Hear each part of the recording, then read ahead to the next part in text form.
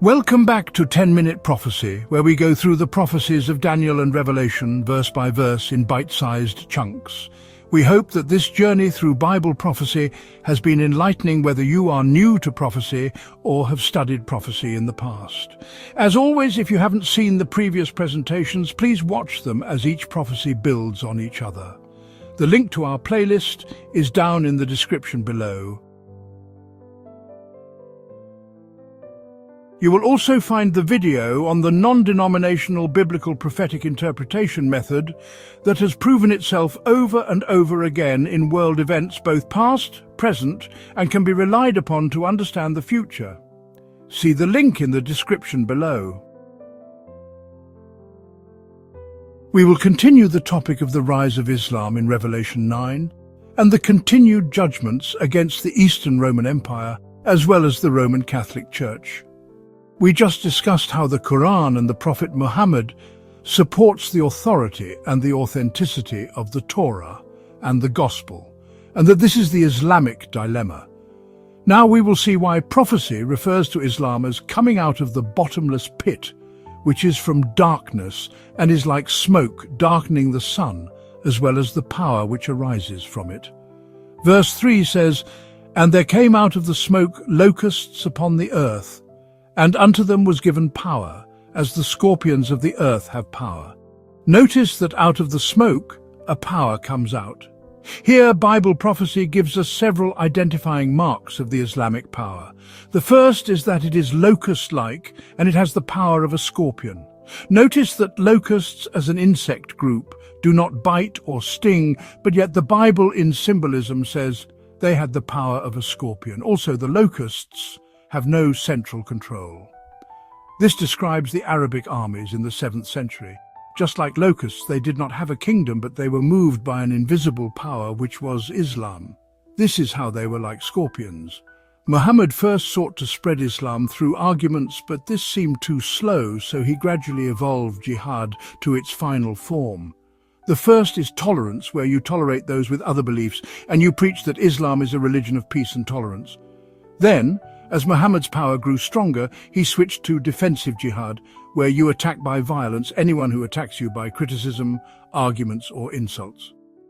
Finally, when Muhammad had started to dominate territories, he implemented the belief that you kill those who are polytheists if they do not convert or pay the Islamic tax, jizya. Please see Surah 9, verse 29. What is the polytheism that the Quran is talking about? We will see as we study more. But this was the final definition of jihad, and it is not peaceful and tolerant. It is said that when the Saracens would come upon foreigners, they would say simply, "Confess that there is but one God, and that Muhammad is his prophet, pay tribute, jizya, or choose death." This is how Islam subjugated and tormented the people of the Eastern Roman Empire. When Muhammad died on June 8, 632, Abu Bakr, the first caliph, continued Muhammad's work, and he gathered the Arabians for continued fighting against the Eastern Roman Empire. This caused the Islamic power to dominate, and in a few short years it conquered Persia, Syria, Egypt, Africa, and Spain. Verse 4 says, "And it was commanded them that they should not hurt the grass of the earth, neither any green thing, neither any tree, but only those men which have not the seal of God in their foreheads." The second identifying mark is that the Arabian power was not to hurt the grass of the earth, neither any green thing, neither any tree. Was the Arabian power commanded not to destroy the grass, crops, or trees as foretold by Bible prophecy? When we look into Islamic history, we see the command of Abu Bakr to the Arabian troops as they were gathered. And he says, "Remember that you are always in the presence of God, on the verge of death, in the assurance of judgment and the hope of paradise. Avoid injustice and oppression. Consult with your brethren, and study to preserve the love and confidence of your troops. When you fight the battles of the Lord, acquit yourselves like men, without turning your backs, but let not your victory be stained with the blood of women or children. Destroy no palm trees, nor burn any field of corn. Cut down no fruit trees, nor do any mischief to cattle, only such as you kill to eat. When you make any covenant, stand to it and be as good as your word. Just as predicted 600 years before that this would be the command to the Arabian troops.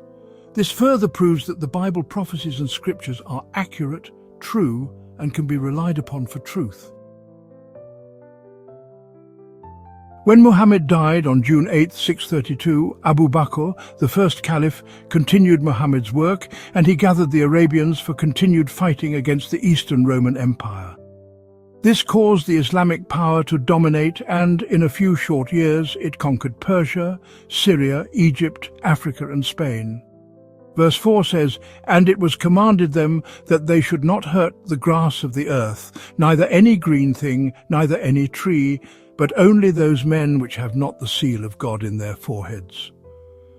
The second identifying mark is that the Arabian power was not to hurt the grass of the earth, neither any green thing, neither any tree. Was the Arabian power commanded not to destroy the grass, crops, or trees? When we look into Islamic history, we see the command of Abu Bakr to the Arabian troops as they were gathered. Remember that you are always in the presence of God, on the verge of death, in the assurance of judgment and the hope of paradise. Avoid injustice and oppression. Consult with your brethren and study to preserve the love and confidence of your troops. When you fight the battles of the Lord, acquit yourselves like men, without turning your backs. But let not your victory be stained with the blood of women or children. Destroy no palm trees, nor burn any field of corn. Cut down no fruit trees, nor do any mischief to cattle, only such as you kill to eat. When you make any covenant, stand to it and be as good as your word. This further proves that the scriptures are accurate, true, and can be relied upon, as this prophecy was 600 years before Abu Bakr, the first caliph, gave these commands to the Arabic troops. The third identifying mark is that they should hurt those who do not have the seal of God in their foreheads. What is the seal of God? We just studied this in Revelation chapter 7, and we found out through Bible study that the seal of God is the seventh-day Sabbath. So, did the Arabs kill those who observed the seventh-day Sabbath? No.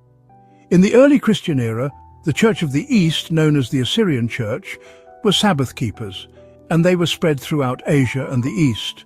This church was founded by the apostles Thomas and Bartholomew.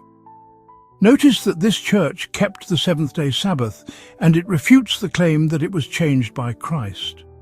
They remained separated from the Roman Catholic Church and the apostasies of that church.